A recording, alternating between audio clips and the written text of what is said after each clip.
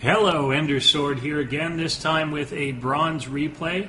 We are looking at a PvP today. My last video was a ZVZ, also from the Bronze League, so if you're interested, take a look at that one.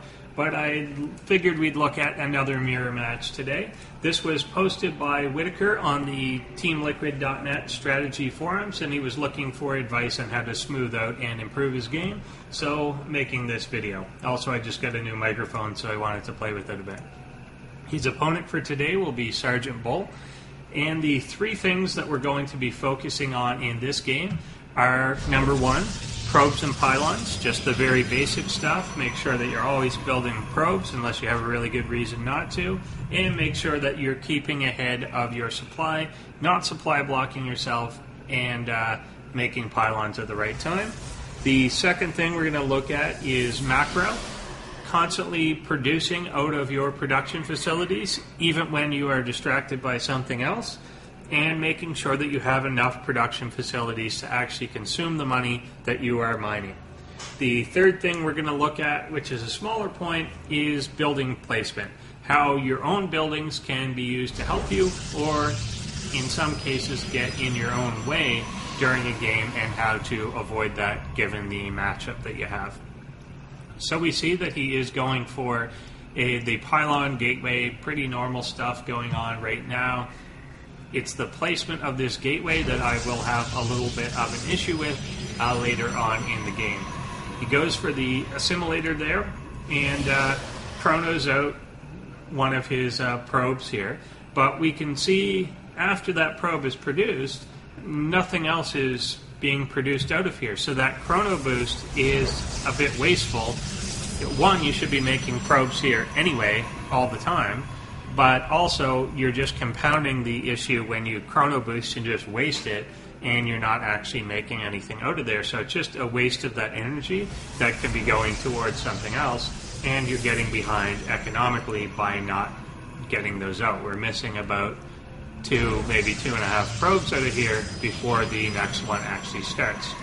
Also, the assimilator has been up for a while, but nothing has moved over to start mining, and he started a second assimilator. Given that his cyber core is actually halfway done, we're going to see that he doesn't have enough gas to even start the warp gate by the time this finishes. He then quickly moves 2 probes here and 3 probes up here to try and compensate and start mining his gas, but the cyber core is done, and he doesn't have enough money to research warp gate immediately, nor does he have enough gas to make a stalker or a sentry out of his gateway. So he's a little behind on units, little behind on the warp gate. He's only mining out of here with 2 probes, and that's just kind of compounds on the mistake that's going on. So he's just a lot delayed because he didn't move things over immediately. Also, continuing to not make probes here is just going to put you behind in a lot of games. Right now he's only behind by 1 probe. Obviously his opponent is also being a little slack in his own production, but so not too bad.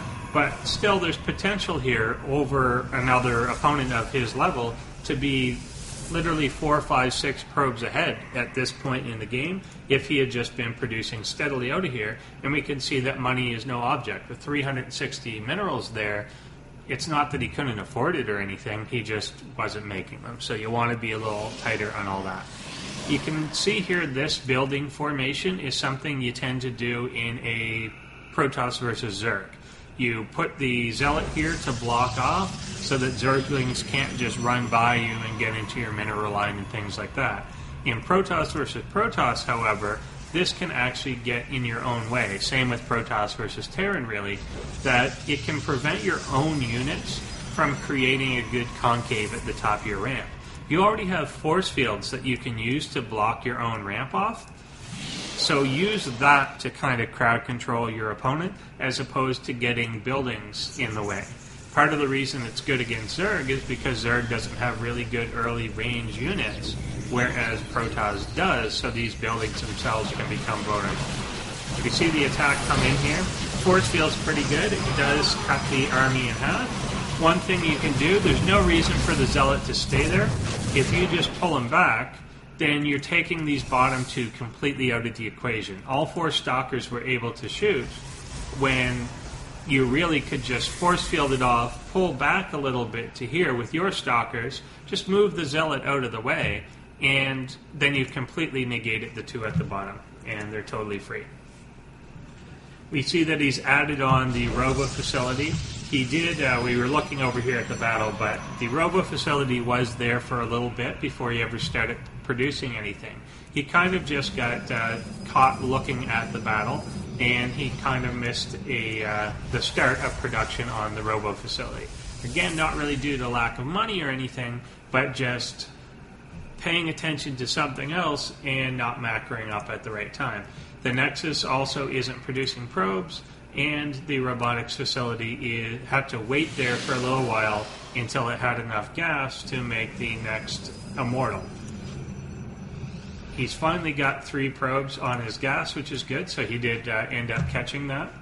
But one thing, since gas is really the impediment to Protoss, particularly early game, you want to make sure that you're planning out what you're making so that you're allowing continued production to happen. He had just warped in 3 stalkers, then had to wait for his gas to make the Immortal. Try and then warp in a Zealot instead of one of those stalkers, and then you can make sure that the Immortal is coming out.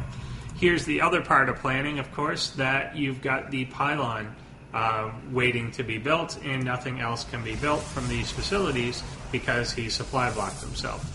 There are certain key times in which a Protoss player will tend to supply block themselves, and it tends to be when your warp gates are just finished and you start to get your secondary tech online, whether it's robotics facilities or stargates or whatever you're making.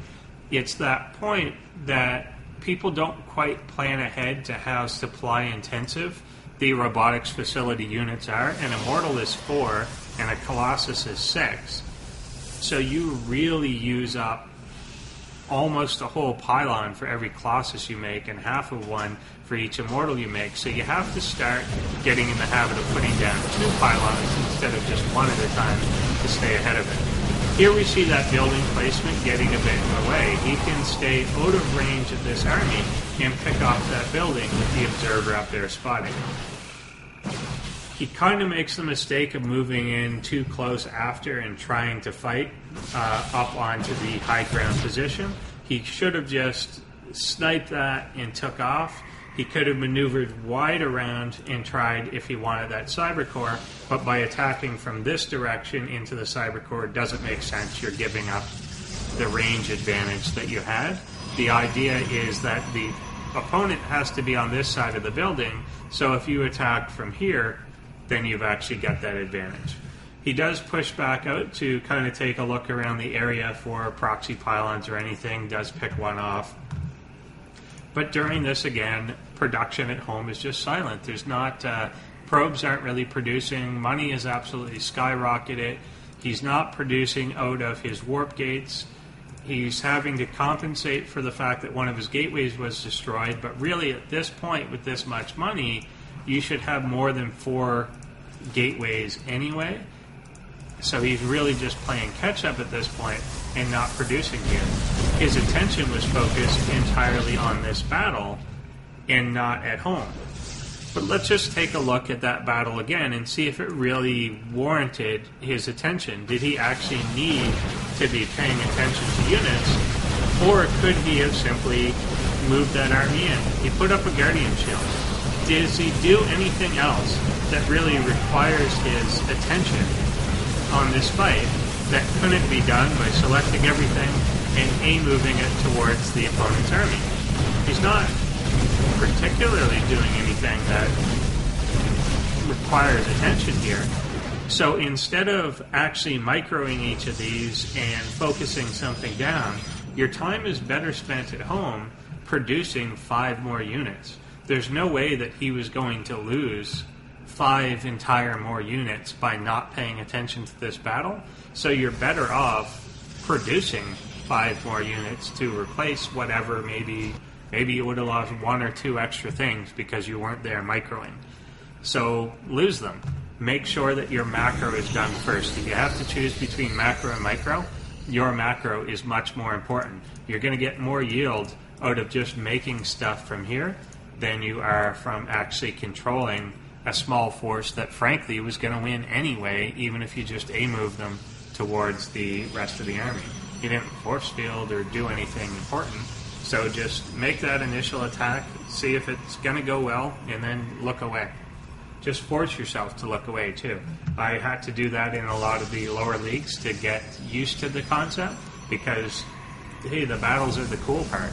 You want to look at them, you want to see whether you're winning and stuff, but that's not actually what's going to win you the games. Constantly producing back home is what's going to make the big difference. Here we see the engagement again. He does focus down the Colossus. Again, great, do that. Pick your initial target, throw down your initial force field, put up your initial Guardian Shield, but is there any reason to watch the rest of this? Not at all. Make sure, that you're macroing. Make sure that you're building out of this robotics facility. Make sure that you're rallying things to the front so that you can actually reinforce what you're doing. Now, WhiTakeR does, of course, close in here and finds out, okay, my opponent's only on one base. He's pretty much dead. I know that I've got this game. Goes for the last few reinforcements, pokes around, and he does have the observer up here to spot and sees what's going on. Unit-wise, during the entire course of a 15-minute long game, he ended up with 29 probes. Ideally, at 15 minutes, that should be about 60-something, not 29. So, now granted, he didn't expand until recently, and you don't often expand in a PvP that much, but you want to be producing probes. Chrono boost on these. This one is full. This one is as high as it was, given that it was built late. It hasn't been used at all, and yet we've got facilities that are unused. We could have had chronos going down on the robotics facility the entire time. There could have been upgrades happening. There were no weapons or armor upgrades during this game. When you've got this much money and you're looking for something to do with it, just fire down 2 forges and start those upgrades going. They're going to help. They help a lot, particularly in these mirror matches. If you've got 1-1 and they're at 0-0 for their upgrades, then you're just going to plow through them even if they've got a bigger army than you. It just does make a lot of difference. And there's just no reason. If you're floating this high in money, find something to spend it on. Whether you fire down 2 or 3 more warp gates, whether you put down a couple more forges, you can make another robotics facility. I don't know why, but a lot of lower league players, even actually, to be honest, in Platinum and Diamond and stuff, you'll see people just make 1 robotics facility and that's it, as if you're only allowed to have 1. You can make more than 1. And if that's the backbone of your army, do it. So just spend that money however you have to. Overall, WhiTakeR does crush his opponent, but those are the things that we can improve on in this game, and it would have just made that an absolute face roll as opposed to just the simple beating that it was.